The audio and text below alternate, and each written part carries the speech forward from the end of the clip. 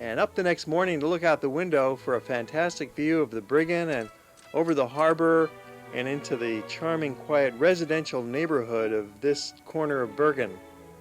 The Bryggen complex will be taking you through there a little bit later in the program on a walking tour.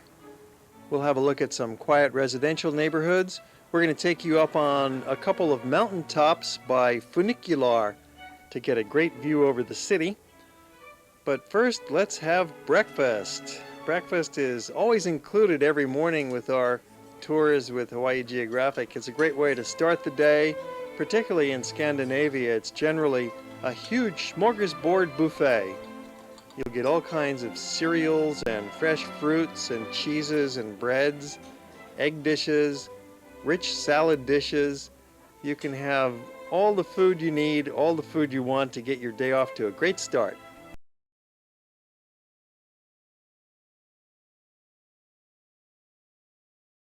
We get together and start our activities about 8:30. For today, you've got the entire day at your disposal, free to do what you wish. Thought we'd start out with a little orientation walk this morning. And from right in this spot, I can actually point to just a couple of things. Obviously, the Bryggen. You've all seen that. It's right next to the hotel. And it's more than just a facade of shop fronts. It's an entire block, an entire neighborhood. As some of you found out last night, there's wooden alleyways and there's restaurants. There's a medieval tower that you can pay a little bit to go up in. There's a museum on the other side, just over here. And there's the oldest church in town, the Maria Church. So just on the other side of this complex. And as well, there's a folklore performance tonight, a 1-hour dance and music with the traditional costumes.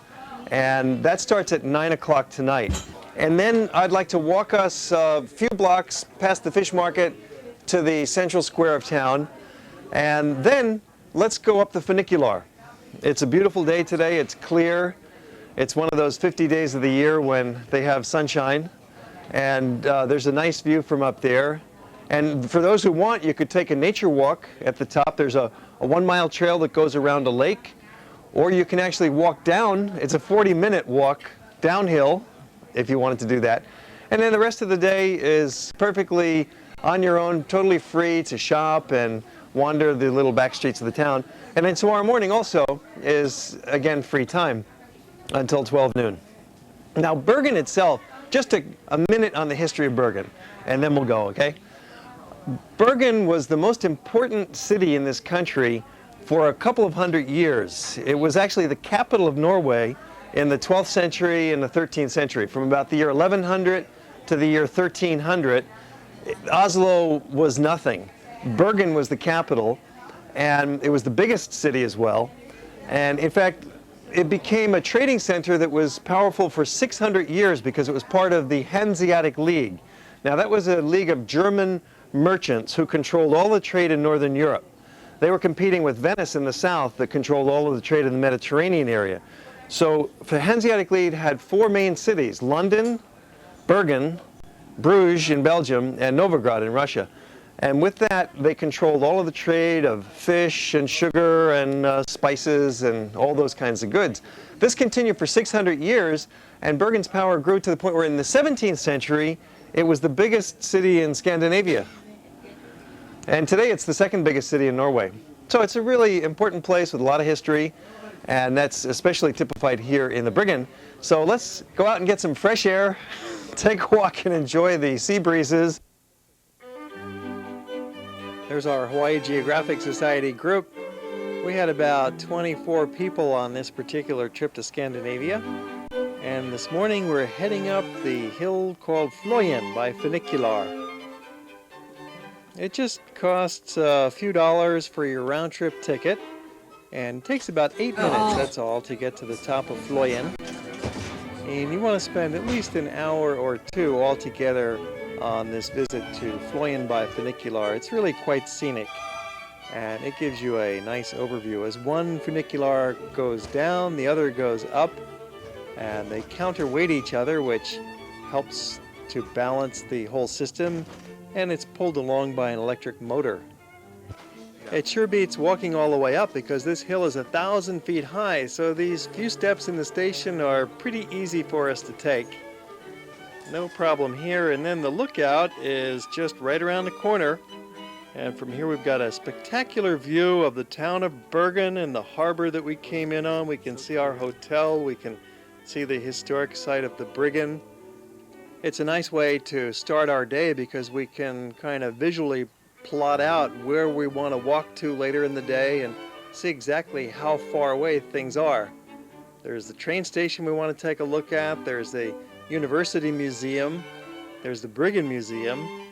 And there's a park, and then there's the downtown, and there's the marketplace, and so on. And we're going to take you to see all of these sites in the next half of our program. So stay tuned. You're watching Hawaii Geographic Society's World Traveler. We're coming to you from Norway and Scandinavia. And this was photographed during one of our regular tours with the Hawaii Geographic Society. Now, these trips are always open to the general public. You don't have to be a member of Hawaii Geographic to come along with us. If you'd like some detailed information about this and our other trips and activities, stand by with a pen and paper. In 3 minutes, we're going to present our phone number, and then you can give us a call, and we'll be happy to send you out the booklet that tells you all about the Hawaii Geographic Society. We've completed our visit to Floyen. The group is taking the funicular back down the hill. The round-trip ticket is good for going up and for going down. And it's also a pretty sight as you're going down the hill. Here you see the routing of the funicular up on the hillside above the residential district of Bergen. There are several tunnels. There's actually 3 little stops that this funicular can make along the way because local residents use this more or less as an elevator, as a little kind of a shuttle tram to get from their home down into the town. It's operated pretty much automatically. It stops by itself at the station, but there's the conductor engineer there to oversee everything and make sure it works properly. On the other hand, you can walk down the hill from the top of Floyen. That's right, we said walk. Don't ride the funicular, but use your feet and take a stroll. It's a very pretty nature hike, and you're going down a very comfortable gradient, so you're almost floating along here through the forest.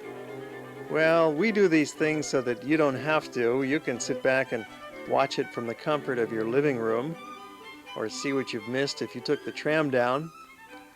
But really, this is one of the charms of Norway itself, is the natural beauties, the forest. You get a little look at some burbling brooks going by.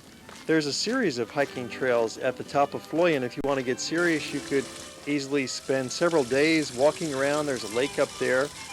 It's a major recreation area for local residents as well as visitors. But this kind of walk is definitely an option for those who are comfortable to spend some time on their feet walking. People often ask us about our trips, and they say, how much walking is required on your trips? It seems like you go hiking and there's walking tours and you're always on the go. Well, that's only the impression we might give you in the TV program here, where we concentrate a whole day's activities into a mere scrap of a half-an-hour program, perhaps. If you don't want to walk so much, then you just take it easy. You might even join these kids at their swimming hole and kick back and relax. But for those who enjoy walking, well, there's lots to see when you're in Europe, and you'll probably find that you're on your feet more than you are when you're home, that's for sure. So it's a good idea to have some good comfortable shoes and travel at a pace that's leisurely and enjoyable for you. Also, when we're walking, we make it a point to sit down and rest at least every hour. Sit down for 10 minutes and take a breather. You're going to find colorful open-air markets like this in the summertime with the fresh produce. They have fish and meat. They've got vegetables, and especially for us, they have fruits, and they've got sandwiches to go as well. You can pick up a pretty inexpensive lunch at these open-air markets. So from Stockholm, our trip continues to Oslo, Norway, the capital of the country that we're in now. And then from Oslo, you saw at the beginning of the program, we travel through that scenic rail route through the alpine country of Norway, and a boat ride, finally arriving in Bergen. Spend a couple of days in Bergen, and that completes the trip, and from there we fly home back to Hawaii. That's just one of several trips that Hawaii Geographic conducts during the summertime in Europe. We also go from Rome to London several times, as you'll know if you've been watching World Traveler. And we have a tour of the Alps that we regularly conduct, and some other itineraries. We like to go to Spain and Portugal, and we go from London to Prague by train as well. Let's have a visit into this Rosenkrantz Tower and have a look around inside. This Håkonshallen was built in the 1250s, way back in the medieval period, and it was used as part of the palace for royal banquets. So it's been standing here for over 700 years. The basement is vaulted in a medieval style to prevent fire and to hold up the floor of the banquet hall above it. This complex is still used today for ceremonial events and especially for concerts. Just a few blocks away is the oldest building in Bergen. It's St. Mary's Church, and it dates back to the 12th century. It's a very rare example of the Romanesque architecture, and therefore it's really one of the most important and historic buildings in the entire country. It's been rebuilt over the years and renovated and redecorated, but you can still see the basic Romanesque structure with the thick walls, the rounded, vaulted arches, and the very small windows. It's been in continuous use ever since it was built about 800 years ago. The oldest piece of art inside is the rare triptych that's behind the altar and was carved in the 15th century in Lübeck. It's a feast for the eyes, for there are numerous paintings on the walls and statues and religious objects inspired by the Dutch school and the Northern German style. There's traces of the Gothic, but essentially and overall this is an early Romanesque church right in the heart of Bergen. And just next door is the complex known as the Bryggen. These wooden buildings are 300 years old, and they're so important they're on the UNESCO list of World Heritage Sites. We're going to take a walking tour through here now with a local guide based at the Bryggen Museum. The museum was created on the spot here about 10 years ago after a fire burned out several of the structures. Archaeologists came in after the fire and did some important excavations that found the earliest foundations of house sites and gave real clues into the daily life of the people who lived here hundreds of years ago.